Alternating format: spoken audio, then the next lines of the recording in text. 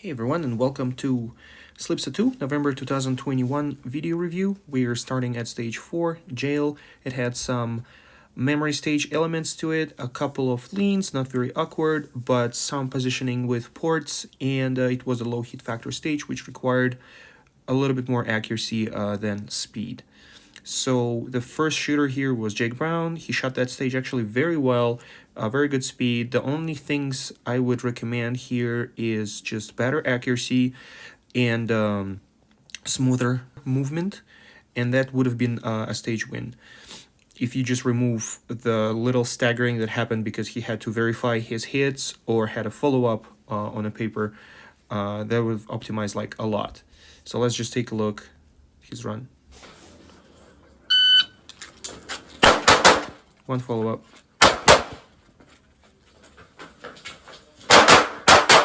Follow-up.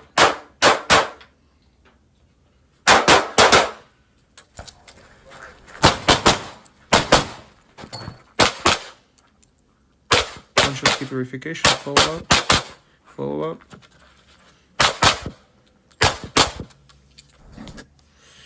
Now let's take a look at this step by step. So first thing is the very first target. The lean here was not really hard, but what could happen here is you can overrun this position or underrun it, and then your lean is going to be pretty bad. And this target is half-size target, so it requires more accuracy than you think it would. So positioning here was really critical, and having just kind of one step properly positioned right next to that supporting beam is really important, and he hit it just perfectly. Had a follow-up there, so that could have been optimized, but nothing else. Now, coming to the next position, it's important to have your shooting platform ready as soon as possible, and that means the platform should be extended and ready even before you see the target. I think that happened here. Maybe could have been engaged a little bit faster, but it's just like optimizing for absolute perfect performance, and I think this part was done very well. Moving into jail, the first target kind of shot on the move, positioned for 3 targets here, and engaged them without shuffling the body. That was good. I don't know what the hits were here. Obviously, if you can learn how to shoot better and get all the alphas, it's going to be huge benefit. But I think planning-wise and positioning-wise, that was good. Maybe you could position a little bit further away from the port so it would be easier to exit. But really, I don't see a lot of optimizations possible here. It's worth mentioning, though, that engaging these 3 targets from here allowed Jake to shoot on the move, looking only left. Now we're talking about streamlining the stage plan. Few people had issues with their stage plan, and they were reacting and kind of like looking which target did I engage, which I did not engage. Doing something like this, just combining targets together and allowing yourself to shoot just one way where you could just shooting everything that you can see. So he shot these 2 on the left. So now he shot the next targets on the left side. He's not even looking right. He's right. So our left here on this camera. And he just continues to the port. So during this shooting on the move phase, all he had to do is look left, shoot everything he sees on the left, and completely ignore the right side, which is a really good way to streamline your stage plan.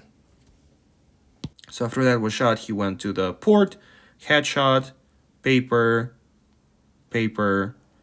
moves to the next port. Maybe he looked at that target and there was like a moment of hesitation here. So that's something you can optimize your stage plan further.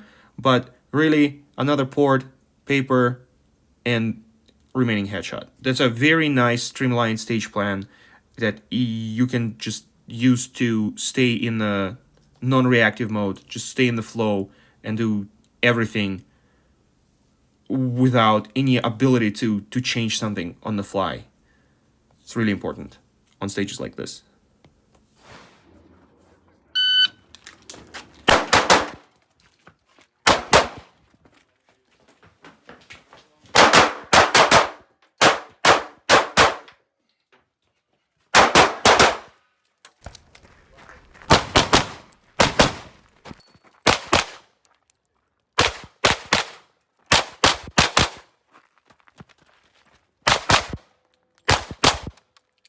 Okay, now let's take a look at some common mistakes at this stage. Overrunning the shooting position and standing too close to the walls.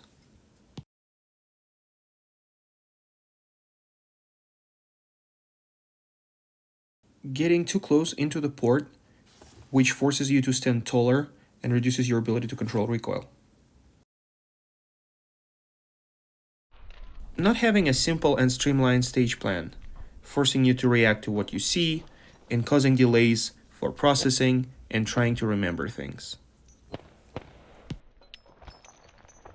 Sometimes the effect of an inefficient stage plan on your total time could be multiplied dramatically if it causes things like slide lock and static reloads. Another common problem I see is using dynamic and compromised shooting positions when static and comfortable shooting position was available, often due to underrunning and using more lean than necessary.